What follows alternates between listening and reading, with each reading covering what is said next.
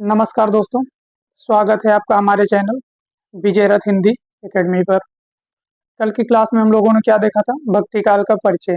भक्ति काल का नामकरण क्या था, किसने क्या क्या कहा, किसने उसे पूर्व माध्यमिक काल कहा, किसने उसे माध्यमिक काल कहा, किसी ने लोक जागरण कहा और किसी ने लोक जागरण काल नाम की संज्ञा दी, है ना। लोक जागरण हजारी प्रसाद द्विवेदी जी ने कहा था, लोक जागरण काल किसने कहा था? तो ये हमने देखा था कि क्या कहते हैं वो, रामविलास शर्मा जी कहते हैं। माध्यमिक काल मिश्र बंधु जी कहते हैं। पूर्व मध्यकाल के रूप में गणपत चंद्र गुप्त जी आते हैं लेके, है ना।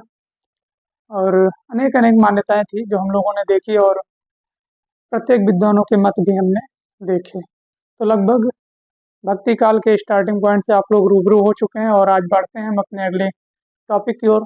हमारा अगला टॉपिक क्या होगा? वो है निर्गुण काव्य धारा। निर्गुण काव्य धारा में हम लोग क्या पढ़ेंगे? कल ही हमने बताया था भक्ति काल के अंतर्गत सगुण और निर्गुण पहले दो भागों में डिवाइड होता है। ये निर्गुण जो है फिर ये दो शाखाएं इसमें निकलती हैं, एक निकलती है संत काव्य धारा और एक निकलती है सूफी काव्य धारा। संत काव्य धारा का और एक दूसरा नाम है ज्ञानाश्रय शाखा और सूफी काव्य धारा का नाम है प्रेमाश्रय शाखा। सगुण को हमने देखा था राम काव्य और कृष्ण काव्य के रूप में। तो आज की जो हमारी क्लास स्टार्ट होने वाली है वो भक्ति काल के निर्गुण काव्य के अंतर्गत हम पढ़ने वाले हैं संत काव्य धारा को, अर्थात ज्ञानाश्रय शाखा को। तो आइए बढ़ते हैं अपने क्लास की ओर। निर्गुण काव्य धारा, निर्गुण काव्य धारा के अंतर्गत हम क्या देखेंगे? सबसे पहले जो देखेंगे संत काव्य धारा, या इसी संत काव्य धारा का दूसरा नाम है ज्ञानाश्रयी शाखा। अच्छा, निर्गुण काव्य धारा को निर्गुण नाम दिया किसने? ये निर्गुण और सगुण में डिवाइड किसने किया उसे? तो ये हजारी प्रसाद द्विवेदी जी ने किया। किसने किया? ये आप बोर्ड पे देख भी रहे होंगे, हजारी प्रसाद द्विवेदी जी ने किया। अच्छा, इसे संत काव्य नाम किसने दिया? तो संत काव्य के बारे में आप देख रहे हैं तीन रचनाकार हैं, जिसमें राम कुमार वर्मा प्रमुख रूप से आते हैं कि संत काव्य धारा के नामकरण करता जो है राम कुमार वर्मा जी हैं। बट इनके साथ साथ दो और रचनाकार हैं जो हमें उपलब्ध हुए हैं कि इन्होंने भी संत काव्य धारा नाम दिया है या माना है, परशुराम चतुर्वेदी और गणपत चंद्र गुप्त। ये जो परशुराम चतुर्वेदी गणपत चंद्र गुप्त है ये भी जो है भक्ति काल को सारे ये जो है इसे संत काव्य धारा नाम देते हैं, निर्गुण काव्य धारा को, है ना। और इस निर्गुण काव्य धारा को ज्ञानाश्रय शाखा के नाम से किसने जाना है? जिसे रामचंद्र शुक्ल जी ने दिया है नाम। क्या कहते हैं इसे? ज्ञानाश्रय शाखा नाम देते हैं। तो ये था कुछ परिचय निर्गुण काव्य का। इसके नामकरण कर्ता कौन थे, किसने क्या क्या नाम दिया, किसके क्या क्या मत थे। तो देखते हैं निर्गुण काव्य की विशेषताएं क्या क्या रही, किस चीजों को निर्गुण जो संत कवि थे, संत कवियों ने किन चीजों को महत्व दिया, क्या चीज टॉप पे रही उसमें, है ना। किन चीजों को ध्यान में रखकर हमारी जो ये संत काव्य परंपरा चली वो किस चीजों को अपने केंद्र में रखकर चली। तो आइए बढ़ते हैं, वो विशेषताओं के अंतर्गत हम देखेंगे। पहले तो ये देखेंगे इसका जो दार्शनिक आधार था वो अनिश्चित था। इसका जो दार्शनिक आधार था वो कोई निश्चित आधार नहीं था, वो क्या था? अनिश्चित था। लेकिन इसमें हठयोग, अद्वैतवाद, तसव्वुफ, प्रपत्तिवाद, अहिंसावाद आदि आधार रहे हैं। आधार क्या क्या रहा है? जैसे हठयोग, हठयोग किसका था? ये हमने पीछे सिद्ध और नाथ परंपरा में पढ़ लिए हैं हम लोग, है ना। तो हठयोग परंपरा के आरंभकर्ता कौन थे ये आप मुझे कमेंट में जरूर बताएंगे, हम आदिकाल के अंतर्गत देख चुके हैं, है ना। बाकी बच्चा ये अद्वैतवाद, ये आगे हम देखेंगे अद्वैतवाद क्या है, इसके प्रवर्तक कौन थे। तसव्वुफ सिद्धांत, प्रपत्तिवाद, अहिंसावाद, इन सब चीजों के बारे में हम आगे चर्चा करेंगे। अभी के लिए इतना है कि ये सारी चीजें जितनी भी थी ये सब जो है किसके? निर्गुण काव्य धारा के लिए आधार का काम करती हैं, है ना, संत काव्य जो। अच्छा, निर्गुण में क्या है? निर्गुण नाम ही है, निर्गुण मतलब निराकार, जिसका कोई आकार ना हो, है ना। निर्गुण मतलब निर्गुण या निराकार ब्रह्म के प्रति आस्था, जिसका कोई आकार ना हो। संत कवियों ने क्या किया कि जिसका कोई आकार नहीं था उन्हीं भगवान को मान्यता दी। इन्होंने अपने प्रभु को निराकार माना है, कोई आकार में नहीं ढाला है इनको कि क्या बताएं हमारे ये आकार का मतलब ये है कि जैसे मेरे को ये बना दीजिए आप, प्रभु रामचंद्र जी को बना दीजिए या कृष्ण जी को बना दीजिए, है ना। तो इन्होंने क्या किया? इन्होंने ये नहीं माना कि कोई आकार होता है। इनका मानना था कि जो हमारे प्रभु हैं, जो हमारे ईश्वर हैं, जिनकी हम वंदना करते हैं वो क्या है? वो निराकार है, उनको हम आकार में नहीं बांध सकते। ये किसका मानना था? संत कवियों का। आगे क्या था? इन्होंने सतगुरु को महत्व दिया। किसको महत्व दिया? सतगुरु को महत्व दिया। आत्मविश्वास की प्रबलता थी, यानी आत्मविश्वास इनमें बहुत हाई लेवल का था। और भावनाएं इनकी क्या थी? रहस्यवादी थी। जब ये निराकार में कोई आकार ही नहीं था तो भावनाएं जो थी, लगाव जो था, जो इनकी आस्था थी वो कैसा थी? तो वो इनकी रहस्यवादी थी। आगे देखेंगे इसके बारे में और क्या इसकी विशेषताएं रही। तो रिपीट कर लेंगे एक बार। निर्गुण नाम हरीश हजारी प्रसाद द्विवेदी ने दिया। इसे संत काव्य धारा नाम दिया हमारे राम कुमार वर्मा, परशुराम चतुर्वेदी, गणपत चंद्रगुप्त ने। ज्ञान सही शाखा नाम देते हैं इसे रामचंद्र शुक्ल जी। आधार इसका दार्शनिक जो है निश्चित रहता है, लेकिन साथ साथ हठयोग, अद्वैतवाद, तसव्वुफ, प्रपत्तिवाद, सिद्धांत आदि का इसके आधार रहते हैं। इसके और आगे देखेंगे क्या है कि इसके में इसमें सद्गुरुओं को महत्व दिया गया। निर्गुण एवं निराकार ब्रह्म के प्रति आस्था या उनकी उपासना की गई। आत्मविश्वास की प्रबलता थी, है ना। भावनाएं कैसी थी? भावनाएं इनकी रहस्यवादी थी। आगे देखेंगे इन्हीं विशेषताओं के अंतर्गत।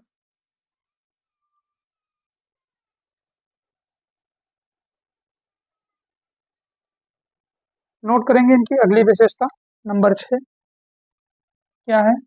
ये मूलतः किससे थे? तो ये मूलतः भक्त हैं, कवि नहीं। क्या है ये जो निर्गुण काव्य के ये जो संत कवि हैं ये क्या है? ये मूलतः भक्त हैं,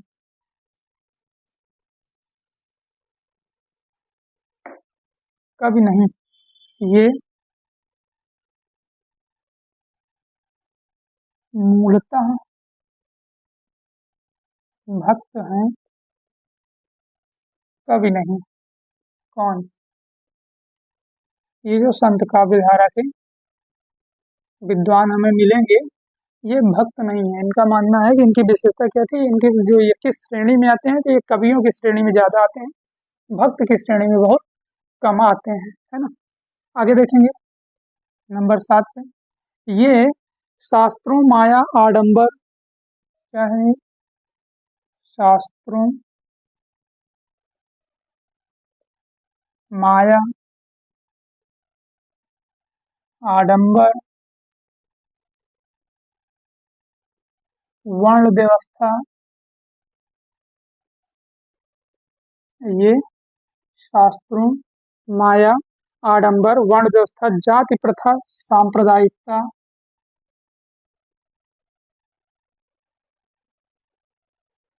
जाति प्रथा, सांप्रदायिकता, सांप्रदायिकता, सांप्रदायिकता आदि का विरोध करते हैं।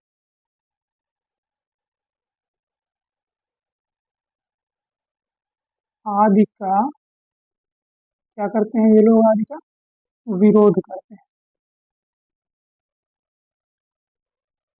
ठीक। तो ये जो संत काव्य थे, संत कवि जो थे, ये किसका ये लोग विरोध किए? पहला तो ये जो शास्त्र थे उसके विरोध में थे, माया के विरोध में थे, जो आडंबर प्रचलित थे समाज में ये उसके विरोध थे, समाज में प्रचलित जो हमारी वर्ण व्यवस्था थी, जो जाति प्रथा थी, उसका इन लोगों ने विरोध किया, जो सांप्रदायिकता प्रचलित थी उसके ये लोग विरोध में थे, यानी जो कुरीतियां थी हमारे समाज में उसके ये लोग विरोध में थे। आगे बढ़ेंगे नंबर 8 क्या थी कि सदुक्कड़ी, पंजाबी, अरबी, ब्रज। देखेंगे हम इनकी भाषा क्या क्या रही है, किस किस भाषा का ये लोग प्रयोग किए हैं। तो इनकी भाषा में सबसे पहले क्या थी? सदुक्कड़ी, सदुक्कड़ी भाषा, अरे वो कबीर दास की सदुक्कड़ी थी, है ना, सदुक्कड़ी। और क्या था? पंजाबी थी, अरबी थी, पंजाबी अरबी कई भाषाओं का मिश्रण था, इसीलिए पंचमेल खिचड़ी भी उपाधि दी गई है इनकी भाषाओं को। तो हम आगे देखेंगे, है ना। सदुक्कड़ी, पंजाबी, अरबी, ब्रज राजस्थानी, ब्रज, और क्या थी? राजस्थानी, ब्रज और राजस्थानी आदि का मिश्रित रूप,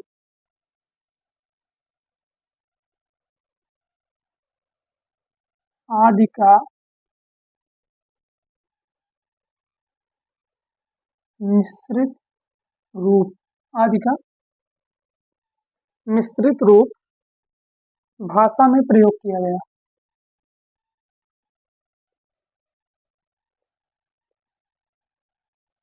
भाषा में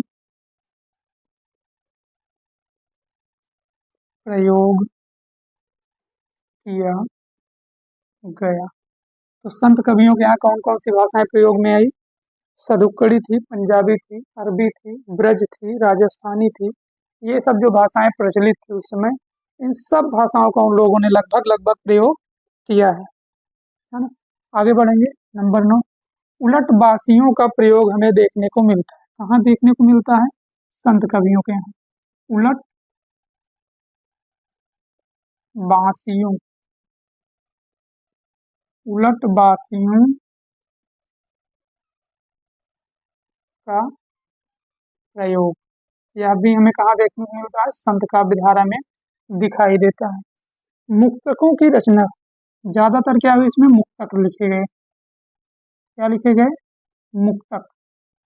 तो लिखेंगे हम क्या? मुक्तकों की रचना, मुक्तकों की रचना की गई है ना। मुक्तकों की रचना की गई। अच्छा, छंद प्रयोग में कौन कौन से छंदों का प्रयोग किया गया? दोहा, चौपाई, दोहा था, चौपाई था, इन सब छंदों का प्रयोग किया गया। दोहा, चौपाई आदि छंदों का प्रयोग। दोहा, चौपाई आदि छंदों का प्रयोग, छंदों का प्रयोग, ये हमें कहाँ देखने को मिलता है? ये मिलता है संत काव्य धारा में, है ना। क्या देखने को मिलता है? पहला तो ये कि दार्शनिक आधार जो था इनका अनिश्चित था। निर्गुण निराकार ब्रह्म के प्रति ये लोग आस्था रखते थे। समाज में प्राप्त जो बुराइयां थी उनके विरोध में थे। सतगुरु को इन्होंने महत्व दिया। आत्मविश्वास की इनमें प्रबलता थी। भावनाएं इनकी रहस्यवादी रही है। मूलतः भक्त थे ये। क्या थे? मूल रूप से क्या है? भक्त हैं, कवि नहीं। नहीं यार, ये मैंने गलत लिख दिया।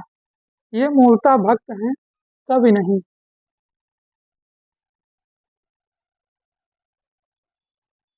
ये मूलतः क्या थे? भक्त थे, कवि नहीं। मूलतः किस श्रेणी में रखा गया इनको?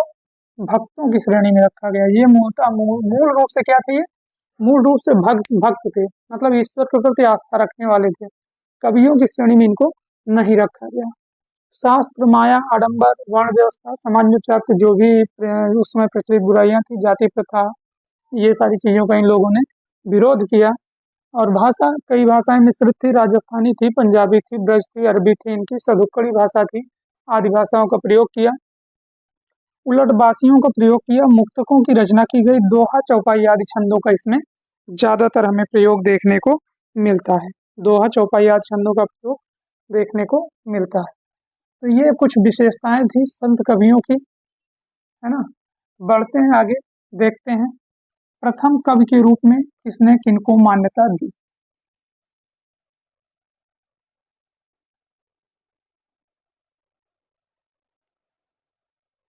तो बढ़ते हैं अपने टॉपिक की ओर। निर्गुण काव्य धारा या संत काव्य धारा। निर्गुण काव्य धारा के अंतर्गत इसमें हम देखेंगे कि संत कवियों में प्रथम कवि किसने किसको माना। तो एक आप हेडिंग डाल लेंगे, प्रथम कवि। क्या डालेंगे? प्रथम कवि। तो प्रथम कवि के रूप में देखेंगे, नंबर 1, कबीर को किसने किसने माना है? तो कबीर को संत काव्य धारा का प्रथम कवि किसने माना है?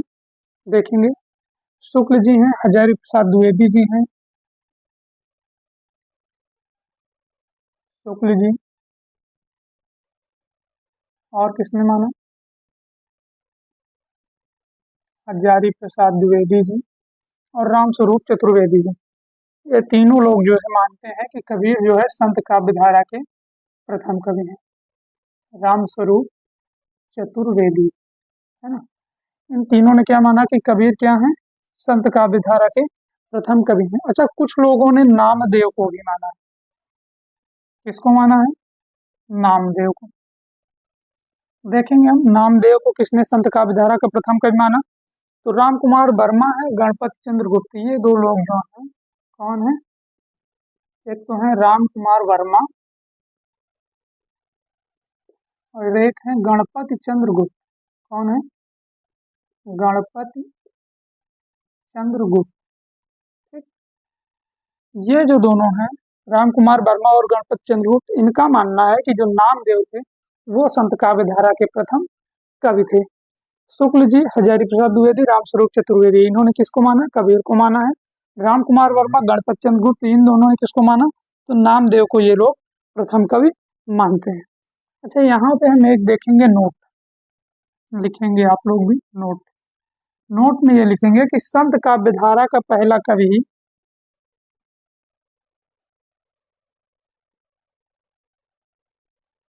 क्या देखेंगे? संत काव्यधारा का पहला कवि ही, संत काव्यधारा का पहला कवि हिंदी भक्ति काव्य का, हिंदी भक्ति काव्य का पहला कवि माना जाता है। पहला कवि माना जाता है, माना जाता है। नोट में हम लोग क्या देख रहे हैं कि संत काव्य धारा का पहला कवि, संत काव्य धारा का पहला कवि ही किसका पहला कवि माना जाता है? हिंदी भक्ति काव्य का पहला कवि माना जाता है। अगर आप क्वेश्चन पूछ ले कि हिंदी भक्ति काव्य का पहला कवि रामचंद्र शुक्ल जी ने किसे माना, तो हम किसे बताएंगे? कबीर को। या हजारी प्रसाद द्विवेदी जी ने, या रामस्वरूप चतुर्वेदी जी ने किसे माना है? तो भक्ति काव्य का पहला कवि कहिए या संत काव्य धारा का पहला कवि कहिए, दोनों पहला कवि कबीर को माना जाएगा, है ना। बाकी रामकुमार वर्मा, गणपत चंद्र गुप्त के अनुसार अगर पूछे तो नामदेव जी माने जाएंगे। अच्छा, ये संत काव्य धारा का जो पहला कवि है, ये हिंदी भक्ति काव्य का पहला कवि क्यों माना गया? क्योंकि हिंदी में भक्ति काव्य का जो आरंभ होता है वो किससे हो रहा है? हमारा संत काव्य धारा से हो रहा है। किससे हो रहा है? संत काव्य धारा। अब अगर आपके दिमाग में ये क्वेश्चन आए कि संत काव्य धारा का ही पहला कवि हिंदी भक्ति काव्य का पहला कवि क्यों माना गया, है ना। सूफी संप्रदाय में मान लिया जाता है, राम भक्ति में मान लिया जाता है, लेकिन नहीं, क्योंकि भक्ति काव्य परंपरा का जो आरंभ हो रहा है वो किससे हो रहा है? निर्गुण धारा की संत काव्य धारा से ही हो रहा है। इसीलिए संत काव्य धारा का जो पहला कवि है वो हिंदी भक्ति काव्य का भी पहला कवि माना जाएगा। ठीक है, तो संत काव्य धारा का पहला कवि हिंदी भक्ति काव्य का पहला कवि माना जाता है। तो ये थे प्रथम कवि और संत काव्य धारा का परिचय। अब हम बढ़ेंगे आगे और देखेंगे संत काव्य धारा के पहले कवियों के रूप में। तो क्रमानुसार हम चर्चा करेंगे उसमें रचनाओं के बारे में, उनके रचनाकार के रिलेटेड उनसे जो जानकारियां हैं रचनाकारों से, उनके बारे में, उनके मत क्या क्या रहे हैं, तो ये सारी चीजें अब हम देखेंगे।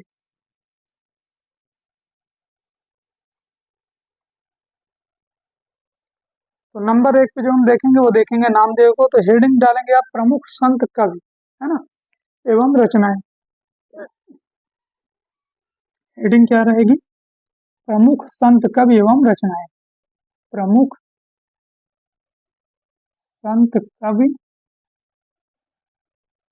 एवं रचनाएं। अच्छा, किताबों में दृष्टि हो गई या ये जो सरस्वती पांडे हो गई, ये जो गाइड है, उनमें और भी चीजें आपको उपलब्ध मिल जाएंगी थोड़ा बहुत, लेकिन ये है कि उन चीजों से हमारे एग्जाम से रिलेटेड कोई मतलब नहीं था, इसलिए हम उन चीजों को लेके नहीं आए, है ना। जैसे कि इसकी विशेषताओं से हमें जरूरत थी, विशेषताएं पूछी जाती थी, वो हम लेके आए आप लोगों के लिए।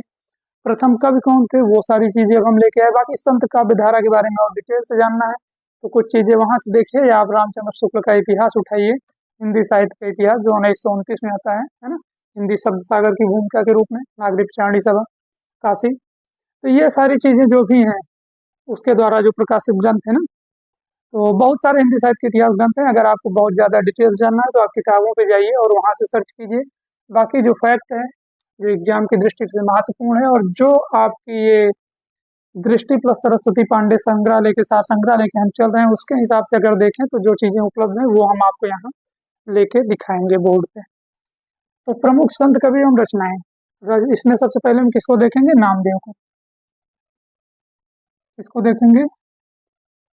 नामदेव। नामदेव के बारे में हम देखेंगे। जन्म इनका कब होता है, सबसे पहले तो ये देखेंगे। सीधे हम लिखेंगे समय सीमा। समय सीमा इनकी क्या है? 1135 से है 1215 ईस्वी तक। 1135 से कितना है 1215 ईस्वी तक। अब हम संवत को छोड़ चुके हैं, ये आप ध्यान में रखेंगे। 1135 से 1215 ईस्वी तक। अच्छा, ये 1135 में इनका क्या होता है, इसमें इनका जन्म होता है ना। और ये जो 1215 इसमें क्या होता है, इसमें इनकी मृत्यु हो जाती है। ठीक। नामदेव की, नामदेव के बारे में देखेंगे, महत्वपूर्ण बिंदुओं को क्या है इनसे रिलेटेड। इनके बारे में, हिंदी में भक्ति साहित्य के आरंभकर्ता क्या है, हिंदी में भक्ति साहित्य के आरंभकर्ता। प्रथम कवि के रूप में भी हम इनका नाम देख चुके थे, जिसे जो है रामकुमार वर्मा और कौन थे, गणपत चंद्र गुप्त। इन्होंने प्रथम कवि के रूप में भी इनको माना है। हिंदी में भक्ति साहित्य के आरंभकर्ता, हिंदी में भक्ति साहित्य के आरंभकर्ता के रूप में जाना जाता है। किसको जाना जाता है, नामदेव को, है ना। अच्छा, ये नामदेव जो थे ये महाराष्ट्र के भक्त थे। ये नामदेव जो थे क्या थे, इनके बारे में हम देख लेंगे यहीं पे, नोट कर लेंगे। ये क्या थे, ये महाराष्ट्र के भक्त। कहाँ के भक्त थे ये, कहाँ से ये बिलोंग करते हैं, कहाँ से ये मैच करते हैं, कहाँ से ये आते हैं, तो महाराष्ट्र से, है ना। नामदेव कहाँ से हैं, महाराष्ट्र। तो ये महाराष्ट्र के भक्त कवि थे। हिंदी भक्ति साहित्य के आरंभकर्ता माने जाते हैं। सगुण निर्गुण दोनों में रचना करते हैं ये। अगली हेडिंग देखेंगे क्या है कि ये सगुण और निर्गुण दोनों में रचनाएं इनकी मिलती हैं। सगुण और निर्गुण, सगुण और निर्गुण दोनों में रचनाएं, दोनों में रचना करते हैं। सगुण के बारे में हम जब सगुण काव्य धारा पे पहुंचेंगे तब वहां देखेंगे, जब राम काव्य कृष्ण काव्य सगुण क्या है, इसकी विशेषताएं क्या है, तो वो सारी चीजें हम वहां देख लेंगे। अभी के लिए बस इतना है कि सगुण में और निर्गुण में दोनों में रचनाएं करते थे। अच्छा, ये सगुण में जो रचना करते थे उसकी भाषा क्या होती थी, तो सगुण में जब ये रचना करते थे उसकी भाषा ये ब्रज होती थी। सगुण में जब रचना करते थे इसकी भाषा क्या होती थी, ब्रज भाषा में, है ना। सगुण में ये ब्रज भाषा में रचना करते थे, और जब ये निर्गुण काव्य रचते थे तो इसकी भाषा खड़ी बोली होती थी या सदुक्कड़ी। क्या होती थी, खड़ी बोली या सदुक्कड़ी। ठीक, खड़ी बोली या सदुक्कड़ी। निर्गुण में जब ये रचना करते थे तो किस भाषा में करते थे, यहाँ आप नोट कर देंगे भाषा। निर्गुण में जब रचना करते थे खड़ी बोली या सदुक्कड़ी में करते थे। इनकी जाति क्या थी देख लेंगे हम यहीं पे। अगला पॉइंट, जाति। किस जाति से थे ये नामदेव, ये दर्जी जाति से थे। किस जाति से थे ये, दर्जी जाति से थे। इनके गुरु कौन थे, गुरु का नाम था विशोवा खेचर।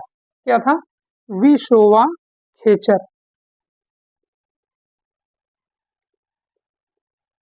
विशोवा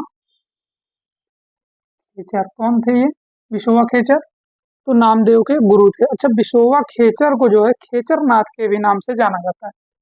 विशोवा खेचर को और किस नाम से जाना जाता है, खेचर नाथ। अगर आप ध्यान दे रहे होंगे तो इनके नाम के अंत में, ये मैंने क्यों बताया, खेचर नाथ, ये विशोवा खेचर किस परंपरा से आते हैं, है ना, या किस पंथ से आते हैं।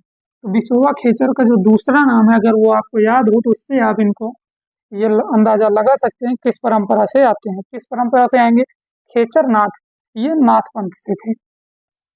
किससे थे ये, नाथ पंथ से थे।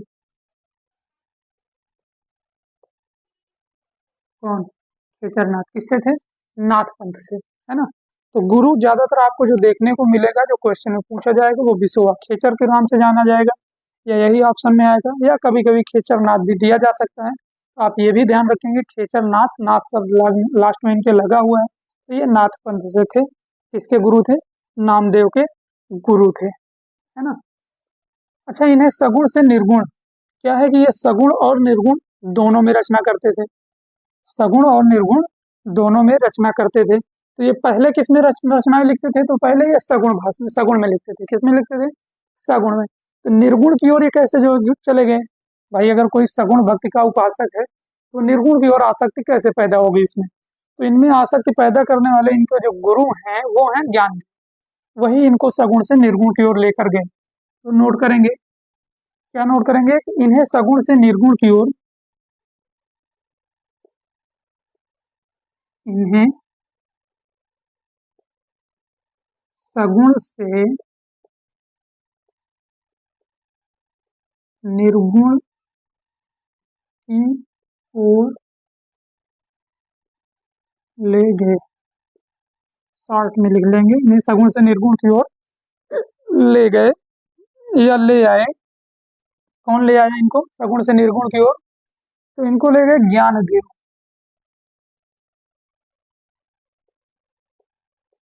कौन ले गए? ज्ञान देव। ज्ञान देव इनको कहाँ लेके जाते हैं? सगुण से निर्गुण की ओर खींच के ले जाते हैं। ये सगुण उपासक थे और अंत में ये निर्गुण उपासक बने। तो महिमा किसकी रही सगुण से निर्गुण की उपासक बनाने की? ज्ञान देव की। ये जो ज्ञान देव थे ये नामदेव को क्या किए? सगुण उपासक से निर्गुण उपासक की तरफ झुका दिए या उधर लेके आए। और इनका हम देखेंगे ग्रंथ। क्या देख लेंगे? ग्रंथ देखेंगे। ग्रंथ क्या था इनका? पहला तो था अभंग। पहला ग्रंथ क्या था? अभंग। इसका नामदेव का। नामदेव के पहले ग्रंथ का क्या नाम है? अभंग। अच्छा, ये जो अभंग है इसकी भाषा क्या थी? जो अभंग इन्होंने ग्रंथ लिखा इसकी कुछ भाषा रही होगी। इनकी भाषा थी मराठी। अब आप अंदाजा लगाइए कि ये कहाँ से थे, कहाँ के भक्त थे? महाराष्ट्र के भक्त थे। भाषा मराठी। ग्रंथ का नाम अभंग। अभंग किस भाषा में लिखा इन्होंने? मराठी भाषा में लिखा। कहाँ से थे? महाराष्ट्र। महाराष्ट्र से मराठी, सीधी सी बात है ना। अगला देखेंगे, हिंदी की रचनाएं गुरु ग्रंथ साहब में मिलती हैं। तो मराठी भाषा में इनका एक अभंग ग्रंथ हो गया ये, और एक जो इनकी हिंदी की रचनाएं मिलती हैं वो किस में मिलती हैं? हिंदी की रचनाएं यहीं देख लें।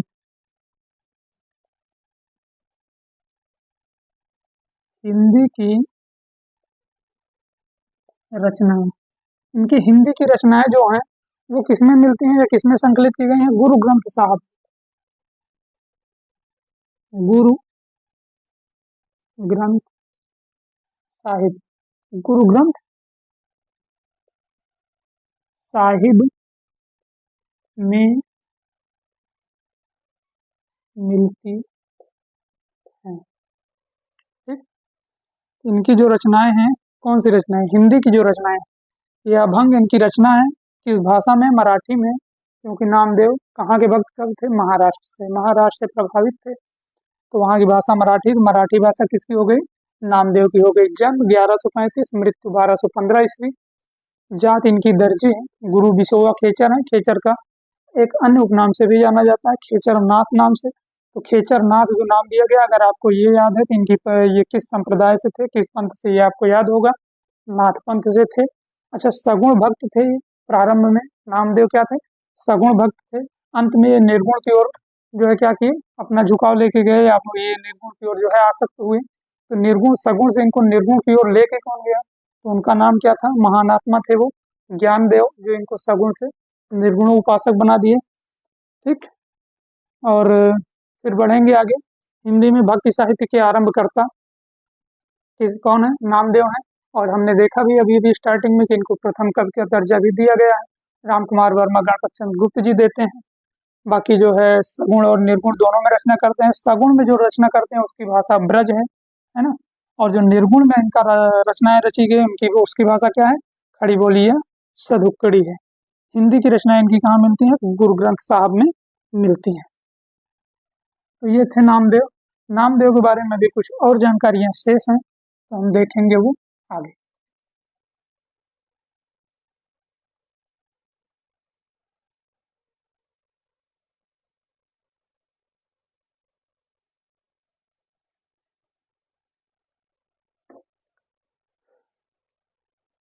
नामदेव, इनके बारे में हम एक देखेंगे नोट। क्या लिखेंगे? नोट। इसके बाद देख रहे हैं हिंदी की रचनाएं किसमें संकलित थी?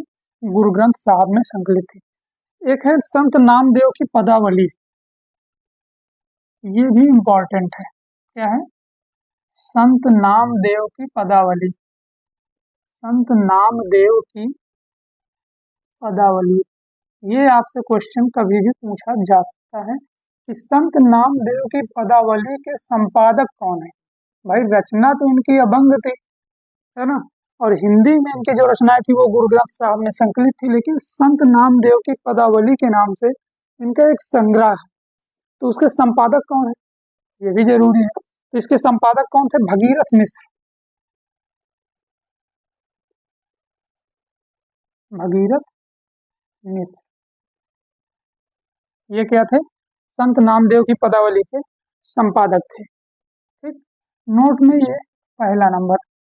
अगला देखेंगे नंबर 2 पे, महाराष्ट्र संत परंपरा का आदि कवि। ये महाराष्ट्र से थे, तो महाराष्ट्र संत परंपरा के ये आदि कवि भी कहे गए। महाराष्ट्र संत परंपरा के आदि कवि, संत परंपरा के आदि कवि।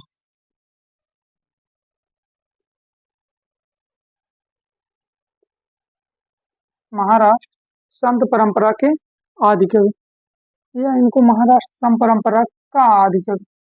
ठीक, माना किसने ये जानना जरूरी है। चलो महाराष्ट्र संत परंपरा के आदि कवि तो हैं वो ठीक है, लेकिन इनको महाराष्ट्र संत परंपरा के आदि कवि कहा किसने? तो ये कहा हमारे मुकुंदराज। किसने कहा? मुकुंदराज। नोट करेंगे।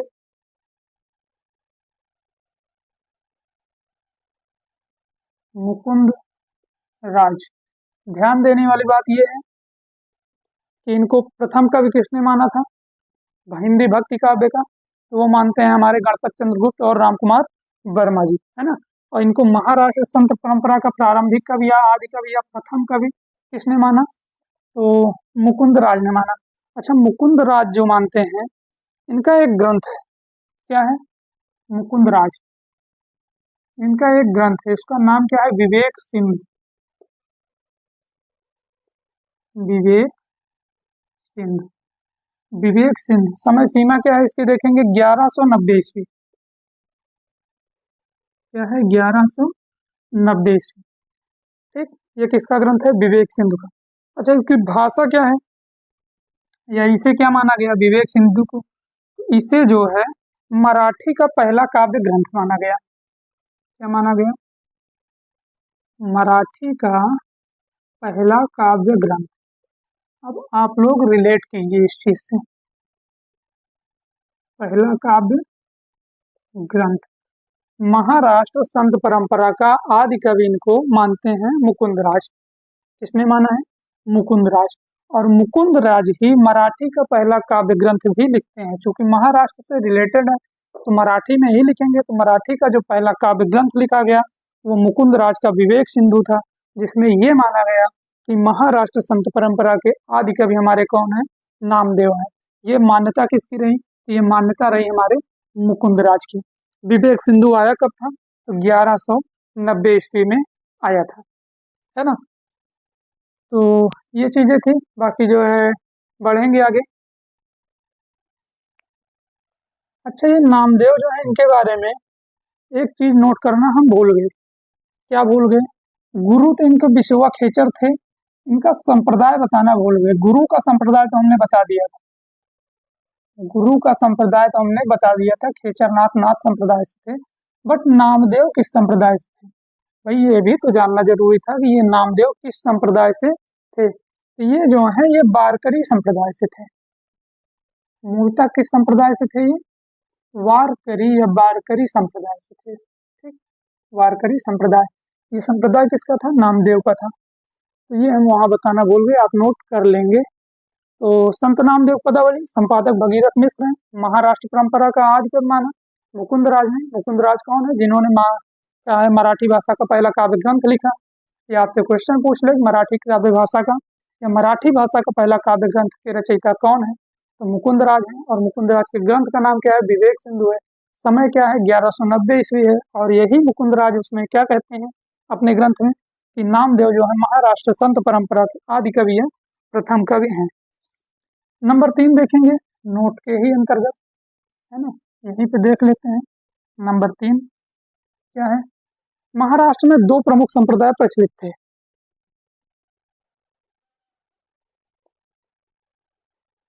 महाराष्ट्र में दो संप्रदाय प्रचलित थे।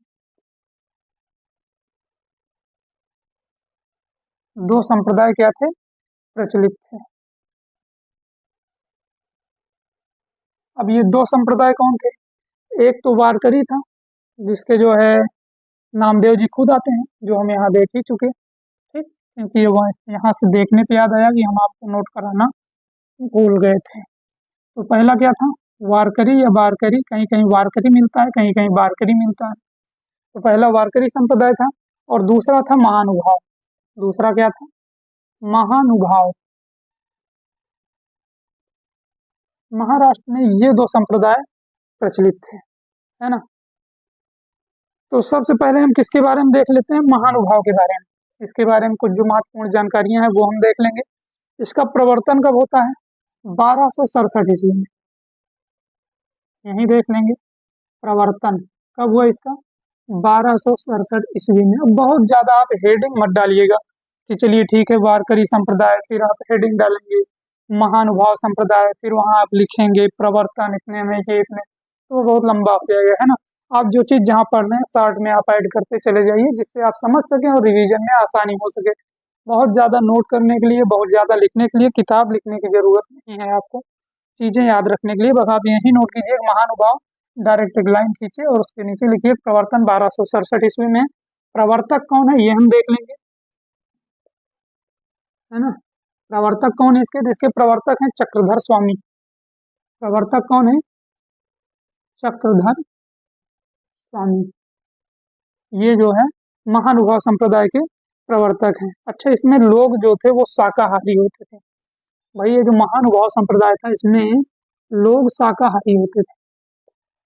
लोग क्या थे? शाकाहारी। महानुभाव संप्रदाय में जितने भी लोग जुड़े थे वो क्या थे? शाकाहारी थे। अच्छा, ये चक्रधर स्वामी, है ना, ये क्या थे? तो ये मराठी भाषा के प्रवर्तक भी माने जाते हैं। चक्रधर स्वामी कौन है? मराठी भाषा के प्रवर्तक। मराठी भाषा के प्रवर्तक हैं भैया ये। मराठी भाषा का प्रवर्तक किसे माना जाता है? जो मराठी भाषा का पहला काव्य ग्रंथ हम मुकुंद राज जी में देख रहे हैं, जिन्होंने मराठी भाषा का पहला काव्य ग्रंथ लिखा। ग्रंथ लिखने के लिए भाई भाषा तो पहले से ही प्रचलित रही होगी, तो मराठी भाषा के प्रवर्तक कौन थे? तो प्रवर्तक हैं कौन? चक्रधर स्वामी। चक्रधर स्वामी। प्रवर्तन कब होता है महानुभाव संप्रदाय का? 1267 ईस्वी में होता है। चक्रधर स्वामी इसका प्रवर्तक करते हैं, और ये जो चक्रधर स्वामी है ये मराठी भाषा के प्रवर्तक थे, और उसी मराठी भाषा में हमारे विवेक सिंधु नामक ग्रंथ लिखा गया, ठीक, जिसे मराठी भाषा का पहला काव्य ग्रंथ माना गया। रचनाकार हमारे मुकुंद राज जी हैं, और अपने ग्रंथ में इन्होंने क्या कहा कि महाराष्ट्र परंपरा का प्रथम कवि या उसका आदि कवि या प्रारंभिक कवि कौन है? नामदेव जी हैं। और नामदेव जी कहाँ से? महाराष्ट्र के भक्त थे, ये हम पहले ही देख चुके हैं। संप्रदाय क्या है इनका? वारकरी संप्रदाय है ना। तो ये सारी चीजें हो गई। आगे हम देखेंगे वारकरी संप्रदाय के बारे में। तो वारकरी संप्रदाय के बारे में डिटेल थोड़ी ज्यादा है, इसलिए हम देखेंगे अगले पेज पर वारकरी संप्रदाय के बारे में।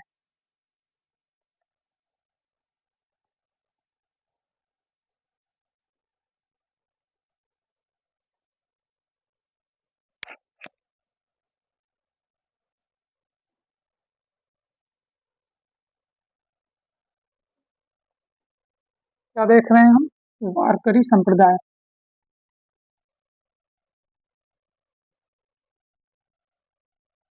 वारकरी संप्रदाय नोट करेंगे इसका। पहले तो हम देखेंगे वारकरी का अर्थ क्या होता है। वारकरी है क्या, है ना। वारकरी का अर्थ है वारी तथा करी, दो शब्दों से ये मिलकर बना है, ठीक। वारी तथा करी, वारी तथा करी। अच्छा, वारी तथा करी क्या है? वारी तथा करी का अर्थ है परिक्रमा करने वाला। परिक्रमा करने वाला, है ना।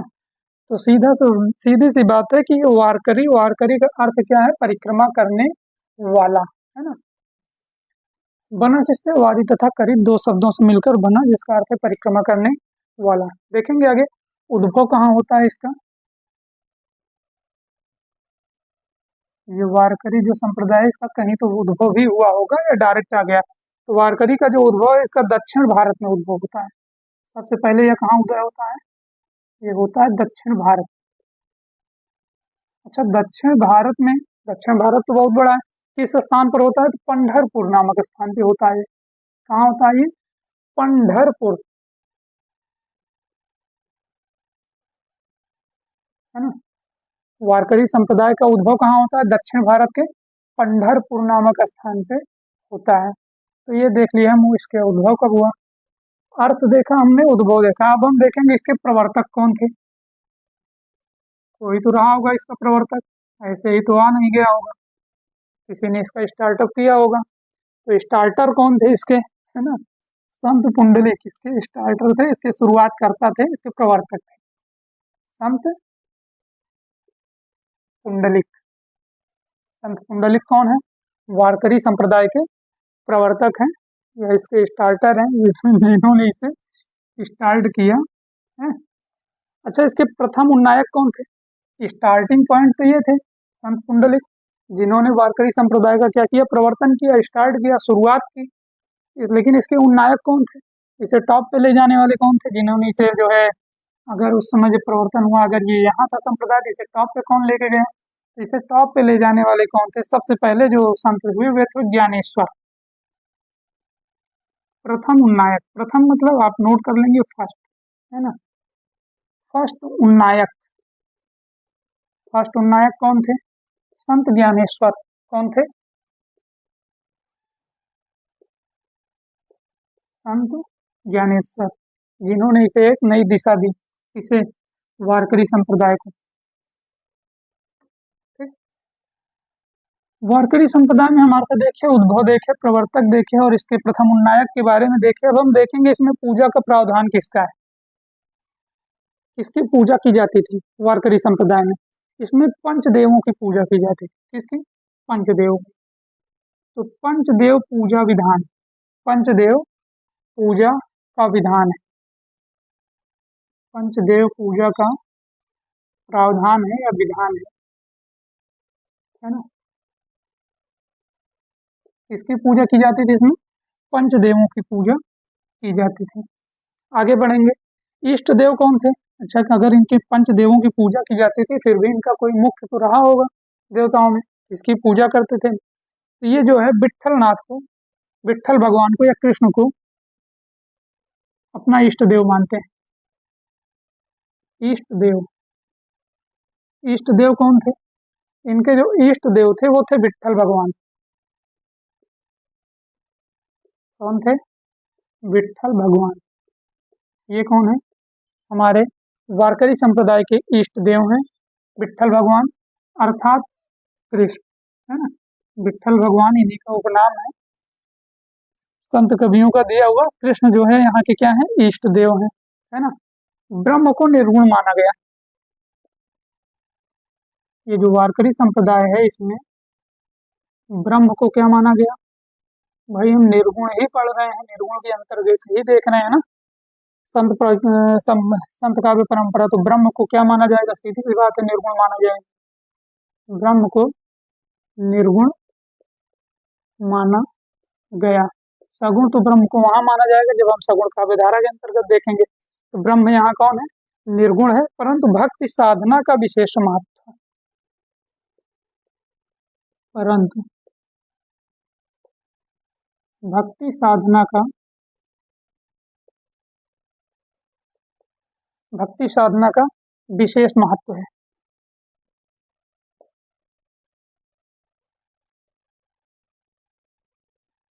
भक्ति साधना का क्या है? विशेष महत्व है।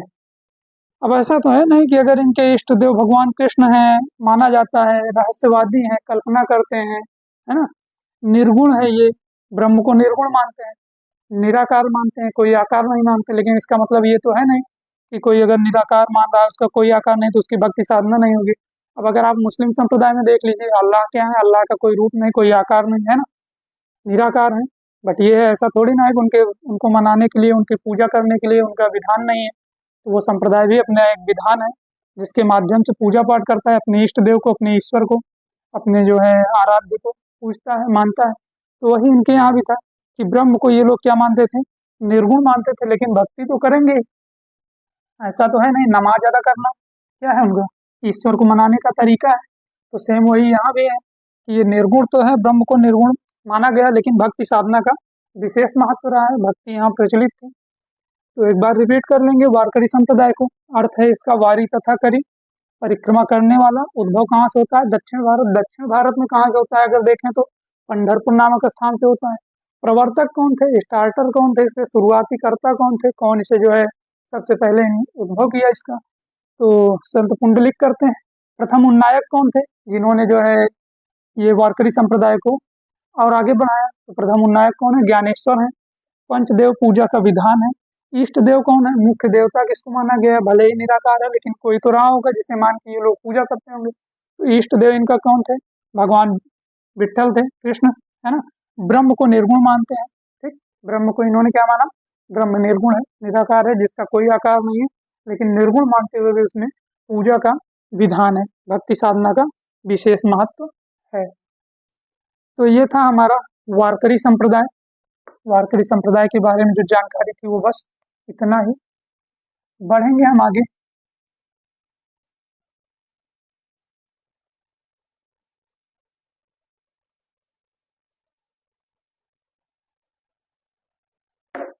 संत ज्ञानेश्वर के बारे में हम देखेंगे। प्रथम उन्नायक थे, है ना, वारकरी संप्रदाय के। तो सबसे पहले हम किसके बारे में देख लेंगे, इसी से रिलेटेड है, वहीं पे आप देखेंगे ज्ञानेश्वर के बारे में, क्योंकि जब यही हम देख चुके हैं कि भैया ये प्रथम उन्नायक हैं वारकरी संप्रदाय के। वारकरी के प्रथम उन्नायक, ठीक। ये हम अभी अभी देखें कि वारकरी संप्रदाय के प्रथम उन्नायक कौन है, ज्ञानेश्वर। तो ज्ञानेश्वर के बारे में भी यही देख लेते हैं। स्वयं को गोरखनाथ की शिष्य परंपरा में बताते हैं। ज्ञानेश्वर जो है कहाँ बताते हैं अपने आप को, स्वयं को गोरखनाथ की शिष्य परंपरा में बताते हैं। गोरखनाथ की शिष्य परंपरा में बताते हैं, शिष्य परंपरा में क्या करते हैं, बताते हैं। कौन बताता है, स्वयं को गोरखनाथ की शिष्य परंपरा में ज्ञानेश्वर। ज्ञानेश्वर क्या कहते हैं कि मैं किस परंपरा से आता हूँ, तो गोरखनाथ, गोरखनाथ की शिष्य परंपरा मतलब गोरखनाथ के शिष्यों में अपने आप को मानते हैं, है ना। आगे देखेंगे इनके बारे में। भक्ति का प्रतिपादन अद्वैतवाद के नियमानुसार किया। भक्ति का प्रतिपादन, भक्ति का जो प्रतिपादन करते हैं वो कैसे करते हैं, अद्वैतवाद, अद्वैतवाद। भक्ति का प्रतिपादन अद्वैतवाद के नियमानुसार किया, अद्वैतवाद के नियमानुसार। अच्छा, ये अद्वैतवाद है क्या, बार बार शब्द आ रहा है। अद्वैत मतलब ये है कि निराकार से ही रिलेटेड है। अद्वैत क्या है, निराकार से ही रिलेटेड है अद्वैतवाद। आगे जब हम पढ़ेंगे तो वहाँ देखेंगे अद्वैतवाद के बारे में, शंकराचार्य के बारे में, है ना। अद्वैतवाद, द्वैतवाद, द्वैताद्वैतवाद, शुद्धाद्वैतवाद, है ना। तो वल्लभाचार्य के बारे में जब हम देखेंगे तो वहाँ हम देखेंगे अद्वैतवाद के बारे में डिटेल से। अभी के लिए बस इतना है कि भक्ति का जो प्रतिपादन है किससे स्वीकार करते हैं, अद्वैतवाद। और ये जो अद्वैतवाद है इसकी भी मानना यही है कि हमारा जो ईश्वर है वो निराकार है, उसका कोई आकार नहीं है ना। तो बस वही है, उसी से रिलेटेड है। निर्गुण संत का विधारा हम देख ही रहे हैं। तो ज्ञानेश्वर ने भक्ति का प्रतिपादन किससे किया, अद्वैतवाद के नियमानुसार किया। ज्ञानेश्वर की हम देखेंगे रचनाएं, क्या देखेंगे, रचनाएं। रचनाओं में पहली क्या है इनकी, ज्ञानेश्वरी। क्या है, ज्ञानेश्वरी। ज्ञानेश्वरी इनकी क्या है, रचना है ना। अगली रचना देखेंगे क्या है इनकी, अगली है इनकी अमृतानुभव। क्या है, अमृतानुभव। अमृता अनुभव। तो ये दो रचनाएं हैं किसकी, ज्ञानेश्वर की। ज्ञानेश्वर वारकरी संप्रदाय के प्रथम उन्नायक थे, ये हम देख चुके हैं। स्वयं को गोरखनाथ की शिष्य परंपरा में बताते हैं। क्या बताते हैं कि मैं गोरखनाथ की शिष्य परंपरा से आता हूँ। इसका कहना है ये ज्ञानेश्वर का है ना। परंपरा में बताते हैं मतलब ये खुद ही कहते हैं कि मैं कहाँ आता हूँ, गोरखनाथ की शिष्य परंपरा में आता हूँ, ये इन्होंने स्वीकार किया। भक्ति का प्रतिपादन कहाँ से किया, अद्वैतवाद। अद्वैतवाद भी निराकार पे ही आधारित है। इसके बारे में डिटेल से आगे देखेंगे क्या है। रचनाएं देखेंगे, रचनाएं इनकी ज्ञानेश्वरी। ज्ञानेश्वरी ज्ञानेश्वर से ज्ञानेश्वरी है ना, तो वो तो आप लोग मैच कर ही लेंगे। बस एक ही रचना पे ध्यान देने की जरूरत है, वो है अमृता अनुभव। अमृत का अनुभव किसने लिया सबसे पहले, ज्ञानेश्वर, जिसको ज्ञान था, ज्ञान और ईश्वर है ना। अगर आप देखेंगे अमृता अनुभव, अमृत का अनुभव, अमृत का अनुभव किसे हुआ था, ईश्वर को हुआ था। ईश्वर को कैसे हुआ था, क्योंकि ईश्वर ज्ञानी थे। ठीक, तो ज्ञानेश्वर, ज्ञान और ईश्वर जिसमें दोनों समाहित था, सबसे पहले अमृत का अनुभव उसे ही मिला। किसे मिला, जिसमें ज्ञान और ईश्वर दोनों समाहित थे, सबसे पहले अमृत का अनुभव उसे ही प्राप्त हुआ। भाई सही चीज है, जिसमें ज्ञान भी हो और ईश्वर को भी जो समाहित कर लिया उसे समझ लीजिए कि अमृत की प्राप्ति हो चुकी है। तो अमृता अनुभव किसकी है, ज्ञानेश्वर की है ना। अगले हमारे रचनाकार कौन है, रैदास। नंबर 2 कौन है, रैदास। तो हम लोग अभी तक किसके बारे में देख रहे थे, नामदेव के बारे में। इनके बारे में हमने जितनी भी जानकारियां थी उनसे रिलेटेड जो भी था, संप्रदाय क्या था, वारकरी था, और वो जो है क्या कहते हैं दूसरा संप्रदाय क्या था इनका, एक महानुभाव था, वो दोनों संप्रदाय देख लिए। महाराष्ट्र के भक्त थे नामदेव, वो हमने देखा। महाराष्ट्र से रिलेटेड इनको प्रथम उन्नायक किसने माना, ये हमने देखा। विवेक सिंधु ग्रंथ जो था वो किसका था, इसकी समय सीमा क्या थी, और वो मराठी भाषा का पहला काव्य ग्रंथ भी माना गया। तो ये नामदेव की परंपरा यहीं पे होती है समाप्त, और उनसे रिलेटेड जो मुख्य तथ्य थे वो भी समाप्त होते हैं, क्योंकि हमने ज्ञानेश्वर को भी देख लिया जो वारकरी संप्रदाय से हैं, और उसके उन्नायक के बारे में, प्रवर्तक के बारे में, प्लस महानुभाव संप्रदाय को भी हमने देखा। तो कल की क्लास में हम क्या देखेंगे, रैदास के बारे में। रैदास के बारे में बस थोड़ी सी जानकारी है, बहुत ज़्यादा तो नहीं है। और उसके बाद फिर हम आएंगे अपने संत काव्यधारा के महान कवि कबीरदास के ऊपर। तो क्लास कैसी लगी कमेंट में ज़रूर बताइएगा, और अगर अच्छी लगी हो तो लाइक शेयर और सब्सक्राइब भी कीजिएगा। मिलते हैं आपसे कल रैदास कबीर और अन्य महत्वपूर्ण कवियों के साथ अच्छी अच्छी जानकारियों के साथ। तब तक लेते हैं आपसे विदा। धन्यवाद।